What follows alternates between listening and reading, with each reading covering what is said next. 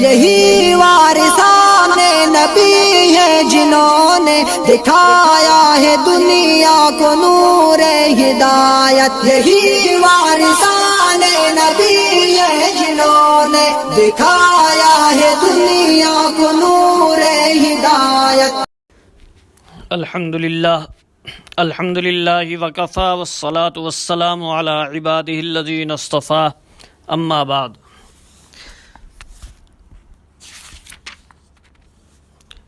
ایک اعتراض یہ کیا گیا ہے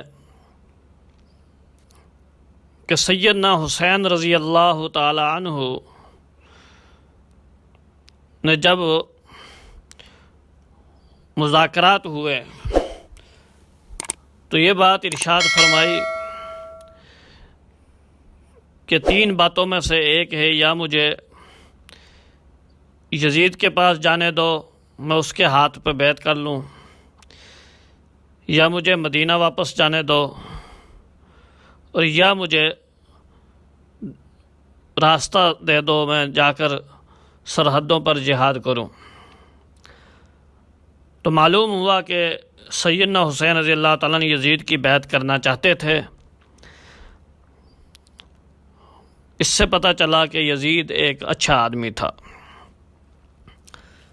تو اس کا جواب یہ ہے کہ یہ جو بات نقل کی ہے کہ یزید کے ہاتھ پہ میں بیعت کروں،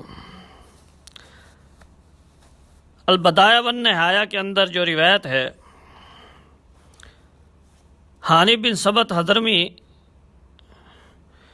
یہ حضرت عمر بن سعد اور حضرت حسین رضی اللہ تعالی، یہ عمر بن سعد اور امام حسین رضی اللہ تعالیٰ کی گفتگو کے درمیان حضرت امام حسین کے نمائندہ تھے۔ یہ فرماتے ہیں کہ کافی رات تک باتیں ہوتی رہیں، حتیٰ ذہب من اللیل حزیع ثم انصرف کل واحد منہما الی عسکرہ باصحابہ، کہ جب رات کا ایک حصہ بیت گیا تو ہر ایک اپنے لشکر کی طرف واپس لوٹ گیا اپنے ساتھیوں کو لے کر۔ وَتَحَدَّثَ النَّاسُ فِيمَا بَيْنَهُمَا ظَنًّا يَظُنُّونَهُ، اب لوگ آپس میں باتیں کرنے لگے جو ان کا گمان تھا، جو انہوں نے گمان کیا اس پر، کیا کہ ان حسینًا قال لعمرو بن سعد اخرج معی الی یزید بن معاویہ، کہ حضرت حسین نے عمر بن سعد کو کہا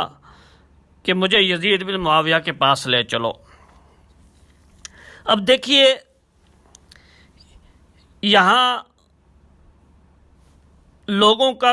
گمان ہے کہ لوگوں نے آپس میں گمان کیا کہ شاید یہ بات حضرت حسین نے کہی ہے۔ اب یقین کے طور پہ کوئی یہاں ذکر نہیں ہے۔ پھر یہ سارا قصہ 9 محرم جمعرات کی رات کا ہے،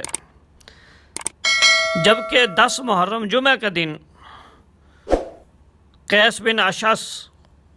نے جب یہ بات حضرت حسین رضی اللہ تعالیٰ سے کہی کہ آپ عبید اللہ بن زیاد کی بات مان لے، تو سیدنا حسین رضی اللہ تعالیٰ نے صاف فرمایا، لا واللہ ولا اعطیہم بیدی عطا الاصل، کہ نہیں، اللہ کی قسم میں اپنا ہاتھ بالکل ان کو نہیں دوں گا اور نہ بیعت کا اقرار کروں گا۔ آگے فرمایا، عباد اللہ انی عذت بربی وربکم ان ترجمون، اے اللہ کے بندوں، میں اللہ کی پناہ مانگتا ہوں اپنے اور تمہارے رب سے، اپنے رب اور تمہارے رب کی میں پناہ مانگتا ہوں کہ تم مجھے رجم کرو۔ اعوذ بربی وربکم من کل متکبر لا یؤمن بیوم الحساب، اور میں پناہ مانگتا ہوں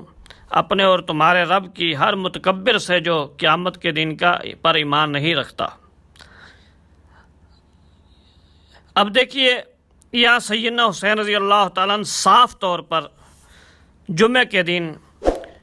انکار کر رہے ہیں کہ میں اپنا ہاتھ بالکل نہیں دوں گا، بیعت نہیں کروں گا۔ عقبہ بن سمعان ان کی روایت ہے